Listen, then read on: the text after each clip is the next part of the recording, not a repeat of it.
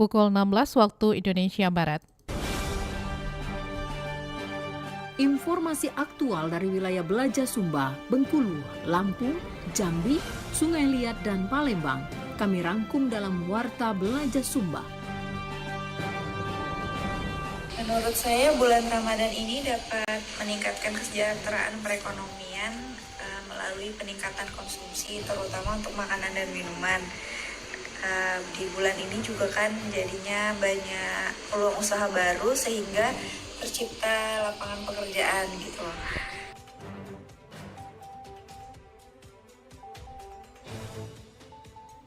Biasanya kali habis sekarang ini sampai 30 kali dan itu 60 jadi berapa kali dua kalinya. Kalau harganya berapa Pak? Harga satu kali sampai ke pelanggaran jadi bulan. Pendengar, itulah diantaranya beberapa informasi yang kami hadirkan sore hari ini, Senin 17 Maret 2025, yang berhasil dihimpun tim redaksi Radio Republik Indonesia Palembang. Saya Tata Edin, sinilah Warta Belaja Sumba selengkapnya.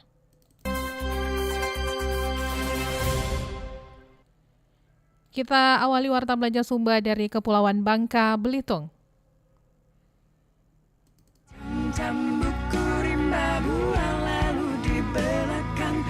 Santun, ku simpan kacamata dek ngeliat. Wahai anak muda Bangka Belitung, bangkitlah tebar semangat muda ika, berkarya berjuang untuk negeri ini. Pendengar, penjual dogan di Bangka meraup pundi rupiah selama Ramadan. Reporter RRI Sungai Liat Raditya Pinandita melaporkan. Pendengar, dari RRI Sungai Liat, Provinsi Kepulauan Bangka Belitung, momentum Ramadan 1446 Hijriah menjadi titik tolak peningkatan geliat dan penghasilan UMKM di setiap wilayah. Begitu halnya yang terjadi di wilayah Kabupaten Bangka, di mana dimanfaatkan oleh penjual dogan atau kelapa muda dalam meraup pundi rupiah. Salah satu penjual dogan di wilayah Sungai Liat, Misian, mengatakan tergerak untuk berjualan kelapa muda karena permintaan dogan yang cukup tinggi untuk kebutuhan masyarakat sebagai menu berbuka puasa di saat Ramadan. Selama bulan puasa ini, pihaknya menyediakan 3 kali lipat dibandingkan hari biasanya, sehingga setiap hari selalu berkoordinasi dengan pihak kebun atau penyedia untuk menyuplai di lapak jualannya. Menurut Misian, untuk harga satuan kelapa muda dijual dengan Rp12.000 per butir sesuai harga standar di pasaran. Sedangkan untuk membeli di kebun bervariasi, apalagi dengan sistem antar hingga di lapak jualannya. Menurut Misian, momentum Ramadan memang menjadi kesempatan yang ditunggu untuk berjualan dogan, dan hal ini dilakukan rutin setiap tahun di saat Ramadan karena sering memberikan peningkatan penghasilan dan tambahan untuk persiapan hari raya. Kira-kira 100 lah, tapi kalau bulan puasa 3 kali lipat biasa. Kalau persiapan sih, kalau stok tiap hari tersedia. Bukanya mungkin jam 1 udah ada. Kita sudah meminta pemilik kelapanya untuk ngorder di sini setiap hari. Selama berlangsungnya bulan suci Ramadan 1446 Hijriah ini, tidak saja terjadi peningkatan penjualan UMKM di jenis kelapa muda, namun juga di bidang UMKM lainnya seperti camilan khas daerah dan kuliner khas daerah, apalagi menjelang Lebaran Idul Fitri nantinya. Dari Sungai Liat, Raditya Pinandita melaporkan. Terus mengudara untuk Indonesia.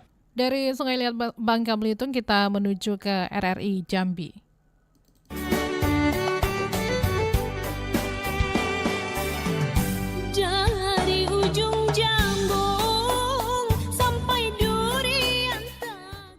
Pendengar, kami ajak Anda untuk mendengarkan beragam tanggapan masyarakat terkait Ramadan yang menjadi momen mendorong kesejahteraan ekonomi masyarakat yang berhasil dihimpun oleh reporter RRI Jambi, Sri Wahyuni. Menurut saya bulan Ramadan ini dapat meningkatkan kesejahteraan perekonomian melalui peningkatan konsumsi terutama untuk makanan dan minuman. Di bulan ini juga kan jadinya banyak peluang usaha baru sehingga tercipta lapangan pekerjaan gitu. Nah, dari secara keseluruhan bulan Ramadan ini mendorong pertumbuhan ekonomi yang merata terutama untuk UMKM dan sektor sosial.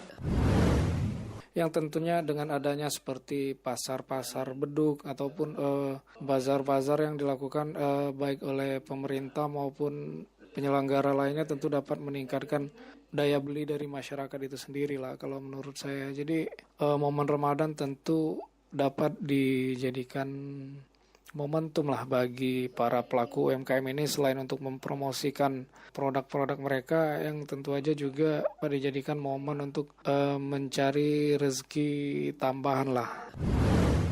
Selama bulan Ramadan di Provinsi Jambi adalah untuk memanfaatkan peluang bisnis yang muncul seperti berjualan takjil, kue kering dan minum segar, terus menambah penghasilan tambahan, memanfaatkan platform digital untuk menjual produk, terus merumuskan strategi baru dan meningkatkan performa bisnis.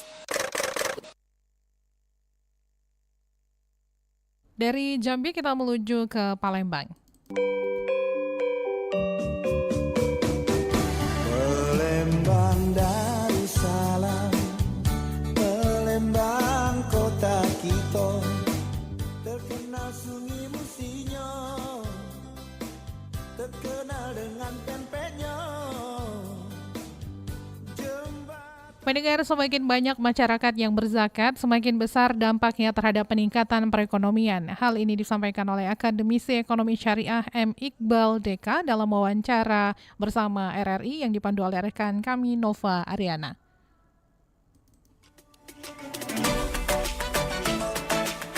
Kan kita bulan Ramadan ini nanti ada zakat fitrah, kemudian juga ada Basnas ya Pak ya yang menyalurkan zakat masyarakat, bukan hanya zakat fitrah, dan juga ada THR ya Pak ya yang diterima masyarakat. Dengan adanya bantuan-bantuan seperti ini, adakah sebenarnya dampak dalam meningkatkan perekonomian di suatu daerah atau seperti di Kota Palembang seperti itu Pak Iqbal? Ya, kalau kita berbicara zakat dulu Bu ya. Kalau zakat itu kan memang tujuannya untuk ada dua kan, zakat itu kan ada zakat fitrah, ada zakat mal. Baik. Zakat fitrah itu untuk mensucikan diri, itu semua wajib untuk semua umat muslim Bu. Ya, baik. Tapi memang hasilnya distribusi zakat fitrah itu hanya untuk dua kategori asnaf, fakir dan miskin. Baik. Jadi ya itu tujuannya untuk ya supaya orang bisa persiapan untuk lebaran. Nantinya mereka membutuhkan sembako untuk menyambut bulan Ramadan. Kemudian memang untuk menyambung kebutuhan sehari-hari. Memang fungsi zakat itu sebenarnya untuk pengentasan kemiskinan. Makanya di bulan puasa ini menjadi momentum mereka untuk untuk bangkit dari keterpurukan begitu. Nah, ada satu lagi Bu, zakat mal. Zakat mal itu untuk semua kategori 8 asnaf tadi. Tapi memang pada intinya baik zakat fitrah maupun zakat mal itu kan nanti kan arahnya untuk meningkatkan daya beli masyarakat miskin gitu Bu ya, yang tidak mendapatkan THR dari perusahaan, THR dari pemerintah gitu ya, THR baik itu swasta maupun pemerintah itu kan mendapatkan THR Bu. Iya. Artinya mereka itu mampu meningkatkan daya beli masyarakat, beli baju lebaran, beli kue lebaran gitu kan Bu. Tapi kalau zakat kan enggak. Jadi orang-orang miskin enggak dapat THR dari pemerintah. Nah, dapat THR-nya ya dari orang-orang yang membayar zakat, dari yang muzaki ya istilahnya Bu ya, orang membayar zakat. Baik. Dari situ nanti kan meningkatkan perekonomian. Banyak UMKM bulanan yang tumbuh secara musiman itu kan, yang jual kue, yang jual baju, itu kan yang beli juga masyarakat yang menengah ke bawah gitu Bu. Jadi kalau misalnya mereka musiman ini jualan kemudian nggak ada yang beli, kan susah juga gitu. Ya, jadi polanya begitu. Semakin banyak orang membayar zakat, maka akan semakin banyak juga kalangan bawah itu yang bisa meningkatkan daya beli mereka gitu untuk persiapan lebaran. Dari situ juga kalau orang-orang miskin bisa berbelanja, itu berpengaruh pada UMKM kecil yang tumbuh secara musiman di bulan Ramadan. Karena masyarakat mayoritas ekonomi kita adalah masyarakat perekonomian bawah ya Pak ya? Iya, benar Bu. Jadi menengah ke bawah. Menengah ke bawah. Jadi seandainya masyarakat menengah ke bawah ini roda perekonomian bergerak akan berdampak pada peningkatan ekonomi seperti itu ya? Benar Bu, benar. Jadi UMKM kita akan tumbuh. Ini kan kita ini kan sebenarnya Bu 99% itu didominasi UMKM. Hanya 1% yang makro ke atas. Jadi kalau misalnya UMKM kita ini nggak tumbuh, ya itu akan berdampak pada tingkat kemiskinan juga. Setidaknya dengan adanya THR maupun zakat, itu bisa menumbuhkan perekonomian walaupun hanya 1 bulan ini. Kan ini kan hegemoninya kan 1 bulan terakhir buat Ramadan kan. Ya, orang-orang musiman yang misalnya jualan di pasar atau jual-jual bukaan-bukaan gitu kan Bu, itu kan diharapkan yang beli itu ya masyarakat menengah ke bawah gitu. Ya kalau mereka nggak ada uang buat itu, buat beli baju lebaran gitu kan, yang orang-orang yang jual-jual di pasar itu kan susah, nanti nggak ada yang beli. Kayak dulu kan pernah kejadian tuh waktu COVID kan. Ya. Itu daya beli masyarakat menurun, THR juga nggak ada, dipotong. Yang pemerintah juga dipotong 50%. Jadi adanya garis talinya itu diharapkan lah bagi yang menerima THR ini dapat juga meningkatkan zakatnya ya Pak ya, zakat mal. Benar. Di THR itu kan dia tanpa potongan biasanya Bu ya. Kalau di pemerintah kan THR itu tanpa potongan pajak. Ya, benar. Tapi dia tetap berkewajiban ya membayar 2,5% dari zakatnya gitu, atau minimal sodakoh lah. Sodakoh ya Pak ya. Sodakohnya gitu. Nah, itu juga bisa dari situ juga bisa. Jadi pengaruhnya untuk zakat atau zakat infak sodakoh dari THR itu juga bisa Bu. Ya, karena semakin banyak kita meningkatkan sodakoh bukan hanya menambah amal kita ya Pak ya, namun juga meningkatkan perekonomian. Benar Bu, menambah amal kita di bulan puasa ini kan memang kalau di dalam Quran itu kan kalau kita berinfak ibaratnya satu butir buah gitu, biji ya, itu akan tumbuh 107 tangkai. Dan setiap tangkai itu akan menumbuhkan 100 biji. Jadi 700 kali lipat Bu. Di bulan puasa, bersedekah di bulan puasa. Di bulan puasa tambah lagi berlipat-lipat Bu ya.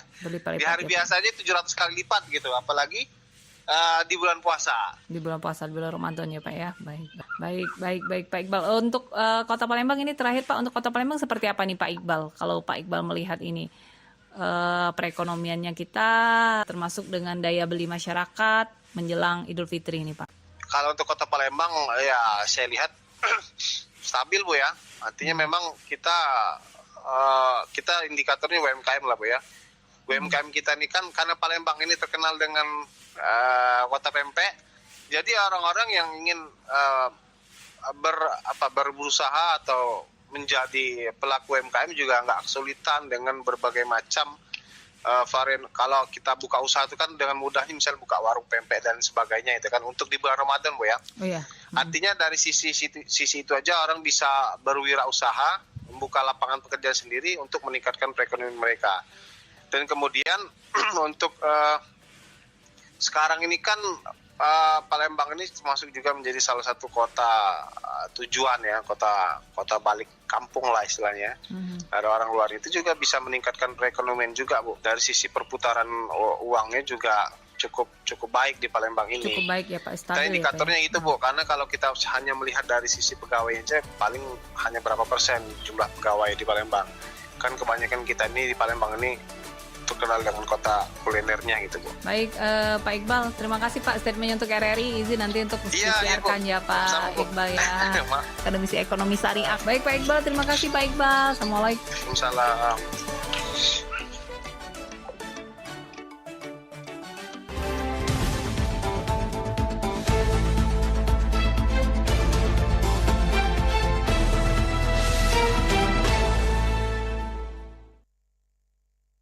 Pendengar dari Palembang, kita menuju ke RRI Lampung.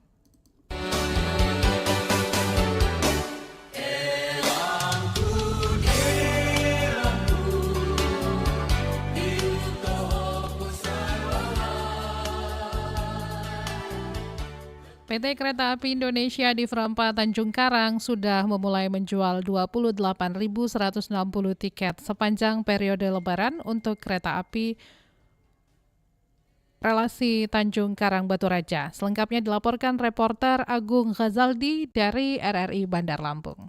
Divre 4 Tanjung Karang menyiapkan total sebanyak 28.160 tiket KA Kuala PT Kereta Api Indonesia Divre 4 Tanjung Karang resmi membuka penjualan tiket untuk kereta api Kuala Stabas relasi Tanjung Karang Baturaja pada Jumat, tepat pukul 00 waktu Indonesia Barat. Ini merupakan langkah awal yang diambil oleh Divre 4 Tanjung Karang untuk mengantisipasi lonjakan penumpang selama angkutan Lebaran 2025.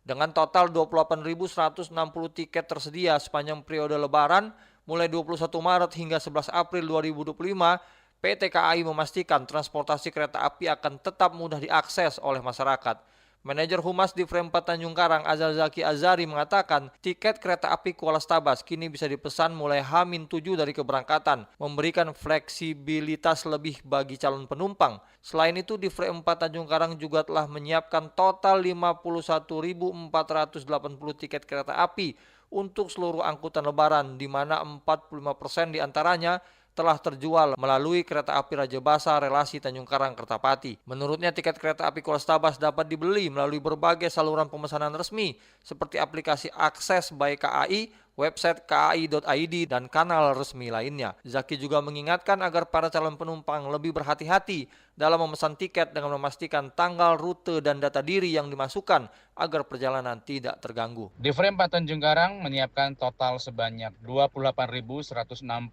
tiket KA Kuala Stabas selama periode Lebaran mulai 21 Maret hingga 11 April 2025. KAI Divre 4 Tanjung Karang sudah membuka penjualan tiket KA Kuala Stabas relasi Tanjung Karang Baturaja pulang pergi untuk angkutan Lebaran 2025 mulai Jumat 14 Maret 2025. Tiket KA Kuala Stabas bisa dipesan untuk H-7 keberangkatan. Lebih lanjut dikatakan, melalui kereta api Kuala Stabas, pihaknya ingin memberikan kemudahan akses transportasi dengan tarif yang terjangkau, berkisar antara Rp10.000 hingga Rp30.000. PT KAI juga berkomitmen untuk terus meningkatkan kualitas layanan, menciptakan perjalanan mudik yang aman, nyaman, dan ramah lingkungan. Agung Ghazaldi melaporkan, RRI terus mengudara untuk Indonesia. Dari Bandar Lampung kita menuju ke RRI Bintuhan. Andai painilah dikenal kau kayengan budaya dengan semboyan terkenal. Pendengar, Dinas Pariwisata KAUR telah berkoordinasi bersama pengelola wisata persiapan libur Lebaran. Laporan Rohil Manalta, RRI SP Bintuhan. 1446 Hijriah, Dinas Pariwisata Kabupaten KAUR telah melakukan koordinasi bersama dengan pengelola pariwisata milik pemerintah daerah. Koordinasi ini dilakukan sebagai upaya untuk menyambut masa musim Lebaran Idul Fitri yang diyakini pengunjung akan ramai berwisata di Kabupaten KAUR. PLT Kadis Pariwisata KAUR Juli Sarti menyampaikan, pihaknya telah turun ke lapangan salah satunya ke destinasi pariwisata Pantai Laguna untuk melihat kondisi yang ada di lapangan. Dari pantauan, pengelola wisata Laguna sudah melakukan kebersihan kawasan dan menata beberapa bagian, terutama untuk lapak-lapak pedagang yang akan berjualan pada libur Lebaran nanti. Selain itu disampaikan Juli Sarti, wacana saat ini Pantai Laguna nantinya akan menyelenggarakan hiburan musik sebagai upaya untuk mendatangkan wisatawan lebih banyak lagi pada saat libur Lebaran nanti. Hal ini merupakan langkah untuk mendapatkan PAD dari sektor pariwisata bisa lebih tinggi. Kami sebagai PT Kadis Pariwisata sudah melaksanakan kemarin turun langsung ke lapangan ke daerah Laguna dan kami mengecek di Laguna sudah dipersiapkan kebersihan. Tim bagian petugas yang mengkoordinir di Laguna sudah mempersiapkan kebersihan dan merapikan tempat-tempat yang belum tersusun, sudah disusun dan akan diadakan mendatangkan musik beserta artis dengan tujuan supaya pengunjung lebih banyak, lebih ramai lagi di waktu-waktu Lebaran nanti. Untuk itu dirinya mengajak kepada seluruh masyarakat terutama yang ada di Provinsi Bengkulu dan Sumatera Selatan untuk menjadikan Kabupaten KAUR sebagai tujuan berwisata saat libur Lebaran nanti. Demikian Rohim Minata, RRI Bintuhan melaporkan. Dari RRI Bintuhan, pendengar, kita menuju ke RRI Waikanan. Wai besai wai untung mula jadi Waikanan igok pakuan khatu wai ruang sehaluan. Pendengar, Forum Masyarakat Bersatu Waikanan menuntut berdirinya PT PSM Karang Umpu yang belum memiliki izin legal dan tidak menuai kemanfaatan bagi lingkungan. Roma Dona dari SP Waikanan melaporkan. Betul!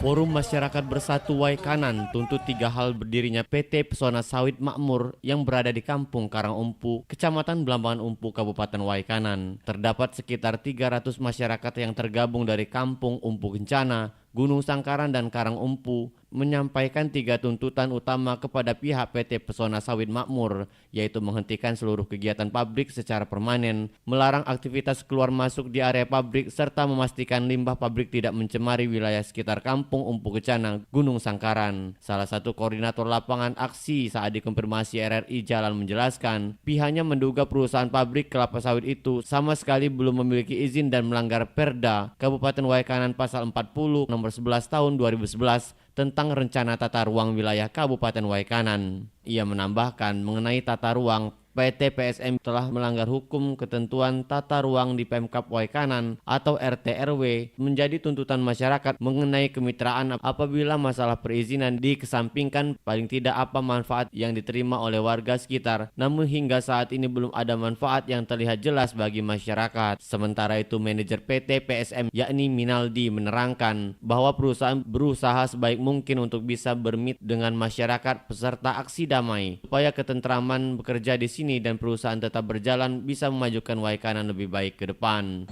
Ya tanggapannya ya kita berupaya sebaik mungkin lah untuk bisa bermitra lah dengan mereka supaya ketentraman kita kerja di sini dan perusahaan ini tetap bisa berjalan, bisa memajukan Waikanan ini bisa lebih baik lagi. Kita ingin Waikanan ini makin maju dengan adanya perusahaan-perusahaan yang ada di daerah Waikanan ini. Ya pesannya ya kita maunya kita dengan masyarakat itu bergandeng tangan lah ya, bergandeng tangan untuk sama-sama kita memajukan Waikanan ini bisa lebih baik lagi. Itu aja Pak.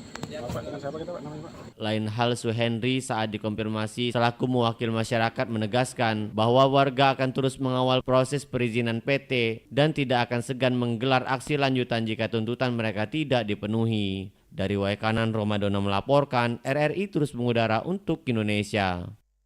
Dari RRI Waikanan kita beralih ke RRI Sungai Penuh.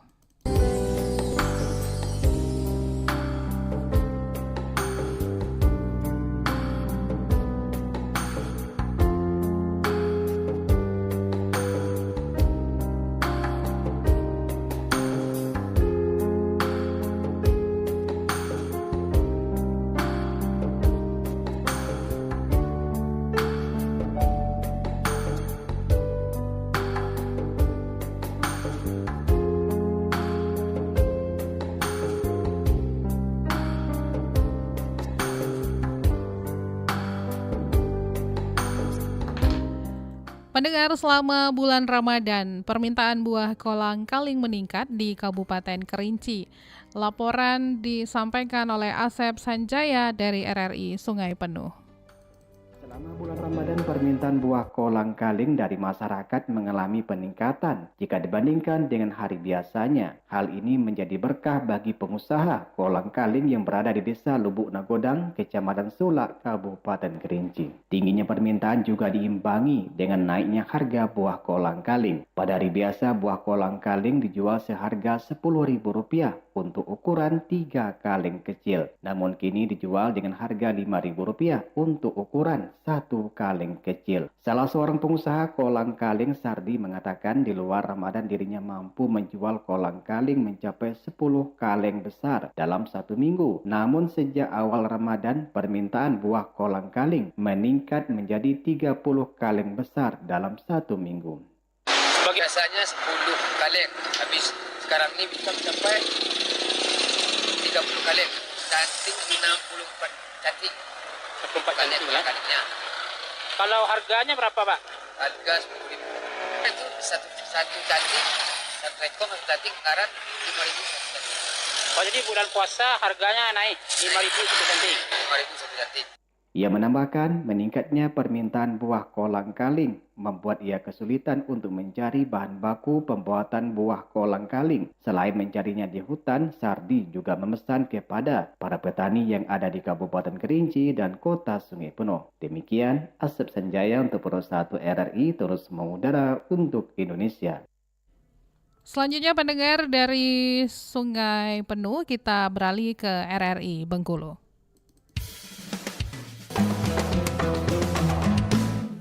pasar Bembah, dusun tepi, Tabah Penanjung, tebing tinggi, sembah disusun 10 jari, pertanda adat pemagar negeri. Pendengar, menjadi konten kreator dapat dilakukan siapa saja dan dapat meningkatkan kesejahteraan perekonomian. Reporter Bisara Sianipar dari RRI Bengkulu melaporkan. Di era digital yang berkembang pesat ini, konten telah menjadi salah satu cara populer untuk menghasilkan uang. Tidak hanya digandrungi anak muda, pelajar, atau ibu rumah tangga, konten kini bisa dilakukan oleh siapa saja dari berbagai latar belakang. Aries Adenata, seorang konten kreator dan pembicara kreatif, ada berbagai sumber pendapatan yang bisa diraih dari konten, baik melalui platform maupun non-platform. Adapun sumber pendapatan dari platform dimulai dari fitur monetisasi Facebook Pro. Konten kreator mendapatkan penghasilan dari iklan yang ditampilkan di video mereka dengan membangun audiens yang besar dan terlibat langsung. Potensi pendapatan juga bisa berasal dari YouTube yang telah lama menjadi ladang penghasilan bagi para konten kreator. Melalui program partner YouTube ini dapat menghasilkan uang dari iklan, langganan channel, dan fitur super chat. Sumber pendapatan dari konten itu ada dua. Pertama dari platform, yang kedua dari luar platform. Dari platform itu ngasih uang ke kita dengan persyaratan tertentu. Contohnya di YouTube, FB Pro, itu kan fanpage FB itu YouTube ngasih duit ke kita. Menurut Aries Denata, pendapatan melalui platform yang tersedia, konten kreator bisa menerima pendapatan melalui non-platform, diantaranya endorse dan paid promo. Dengan memiliki audiens yang lebih besar dan kredibel, mereka dapat bekerjasama dengan brand untuk mempromosikan produk atau jasa. Selanjutnya, dapat membagikan pengetahuan dan keahlian melalui e-book. Pungkas Aries, kunci utama sukses konten adalah konsisten dalam membuat konten kualitas dan fokus pada niche yang diminati. Membangun komunitas, interaksi dengan audiens yang sangat penting untuk membangun komunitas yang loyal. Bisara Sianipar melaporkan. Pendengar, informasi tersebut sekaligus mengakhiri Warta Belajar Sumba hari ini. Atas nama kerabat kerja yang bertugas, saya Tata Edin beserta tim Belajar Sumba. Selamat sore.